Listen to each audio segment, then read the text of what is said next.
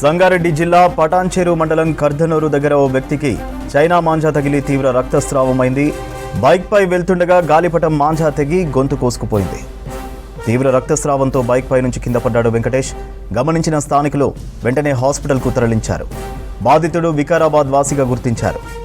సంగారెడ్డి జిల్లా పటాన్చెరు మండలం కర్ధనూరు దగ్గర ఓ వ్యక్తికి చైనా మాంజా తగిలి తీవ్ర రక్తస్రావమైంది. బైక్పై వెళ్తుండగా గాలిపటం మాంజా తెగి గొంతు కోసుకుపోయింది. తీవ్ర రక్తస్రావంతో బైక్పై నుంచి కింద పడ్డాడు వెంకటేష్.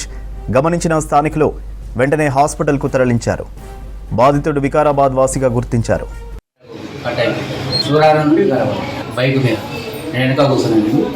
ఏమవుతాడు మీకు కూర్చున్నాను మాంజావకి మేడకు కట్టాయి. సూరారం నుండి బైక్ మీద నేను వెనక కూర్చున్నాను. ఏమవుతాడు మీకు కూర్చున్నాను మాంజావకి మేడకు కట్టాయి. సూరారం